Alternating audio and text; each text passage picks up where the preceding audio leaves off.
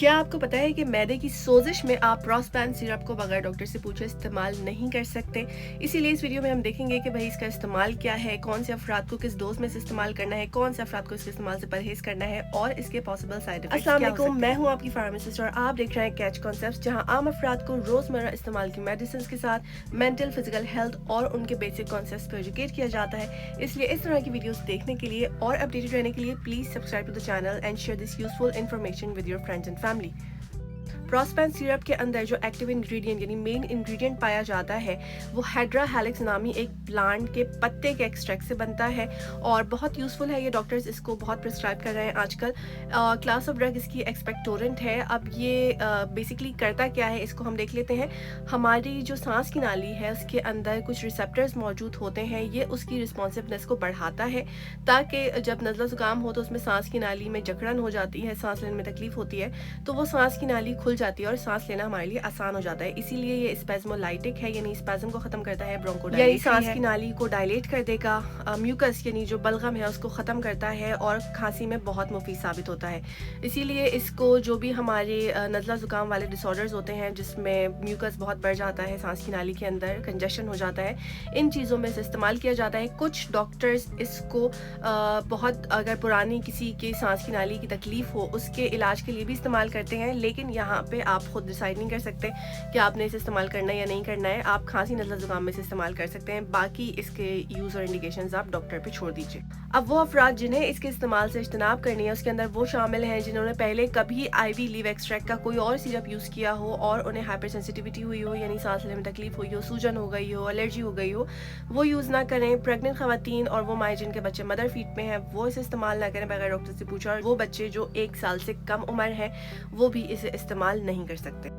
अब वो कौन से अफराद हैं जिन्हें इसके इस्तेमाल में एहतियात करनी है, तो वो अफराद जिनके स्टमक में किसी किस्म की कोई स्वेलिंग हुई हुई हो या सोजिश हुई हुई हो वो यूज़ नहीं करें इसको।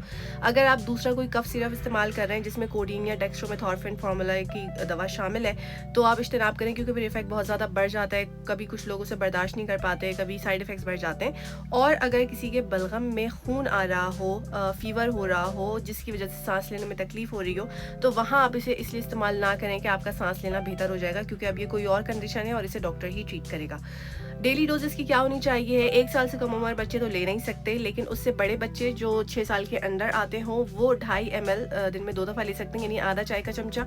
वो बच्चे जो 6 से 12 साल के हैं वो 1 चाय का चमचा दिन में 2 दफ़ा ले सकते हैं, और 12 साल से ऊपर के जितने लोग हैं वो 1 चाय का चमचा से लेके 1.5 चाय का चमचा दिन में 3 दफ़ा तक ले सकते हैं। कुछ लोगों को सिर्फ 2 दफ़ा लेने में भी फ़र्क पड़ जाता है। अब हम इसकी वार्निंग्स पे आ जाते हैं। देखें, आपने इसे 1 हफ्ते तक इस्तेमाल करना है मैक्सिमम, और देखना है कि उसके बाद आपको कोई फ़र्क महसूस होता है या नहीं होता।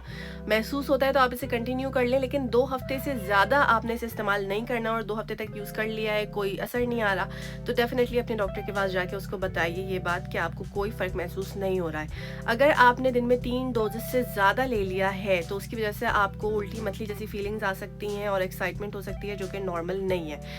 साइड इफेक्ट्स बताने से पहले हमेशा मैं बोलती हूँ कि डॉक्टर ने अगर प्रिस्क्राइब किया है तो साइड इफेक्ट्स के डर से लेना मत छोड़िएगा, क्योंकि साइड इफेक्ट्स हर किसी में अपेयर नहीं होते हैं।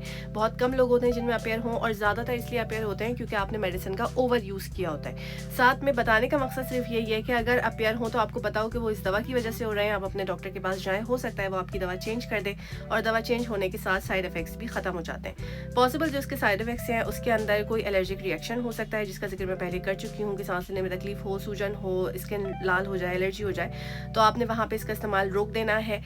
इसके अलावा ओवर यूज़ की वजह से आपको नोजिया, वॉमिटिंग हो सकता है, उल्टी मतली हो सकती है, और इसके अलावा इसका एक साइड इफेक्ट थोड़ा यूनिक है, वो ये कि आपको डायरिया हो सकता है इसके इस्तेमाल से, अगर आप उन लोगों में शामिल हैं जिन्हें कुछ शुगर्स हजम नहीं होती हैं, जिसमें सॉर्बिटॉल शामिल है, क्योंकि इसका इफेक्ट ही होता है कि ये डायरिया करवाती है, आंतों की मूवमेंट को बढ़ा देती है। होपफुली आपको ये वीडियो बहुत यूजफुल रही होगी। इंस्टाग्राम पे भी हमें फॉलो करें। अभी मैंने रिसेंटली बहुत अच्छी एक वीडियो बनाई है जिसमें मैंने बताया कि राइजेक जो लोग यूज़ कर रहे होते हैं या पेट की और मेडिसिन यूज़ कर रहे होते हैं और शुगर की मेडिसिन यूज़ कर रहे होते हैं, उन्हें अपने विटामिन B12 लेवल्स चेक करवाने चाहिए। ऐसा क्यों है वो वीडियो जाके देखिए।